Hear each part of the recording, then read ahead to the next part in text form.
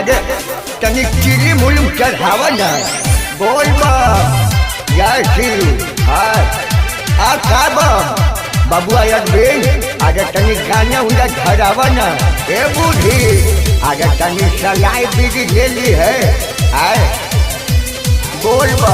अब ये बनता नी दम लगा लो चलो गंगा जी में डुबकी लगा लो माटी मारा बा माटी अब ये बनता नी दम लगा लो चलो गंगा जी में डुबकी लगा लो मस्त मारा लीला का बहर मिली पामर मन भर हकतबा काबा आगे छगल का चला चला भरी गंगा जलवा चलो देव घरवा आगे जल्दी चल बाब आए हरी गंगा जलवा चलो देव घरवा सवानावा झरा झरा बरसतबा ए बाबू आगे तनी हमरो साथ ले चल बम गांजा मारा का मिली दाम ए बूढ़ी भोला लावा भोला बोला बोला बाबा बैद्यनाथ की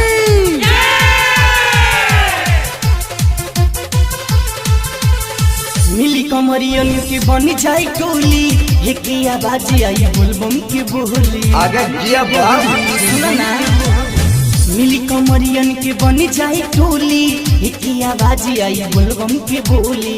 बाबा सुनी है पुकार अखिया फर फर फर कतबा ए बूढ़ी आगे भोला में रखल बा सदाई दीदी लावन तनी मारा तेरा बाबा का चिली हरी गंगा जलवा चलो देव घर आगे धुआं उड़ा दो बम धुआं हरी गंगा जलवा चलो देव घरवा सवारवा झरा झरा बरसतबा एवं माँ के चिलम आज रास्ता में न हिलम जाना तरह जाकर सीधे बाबे से मिलम बोला शंकर भगवान की जय।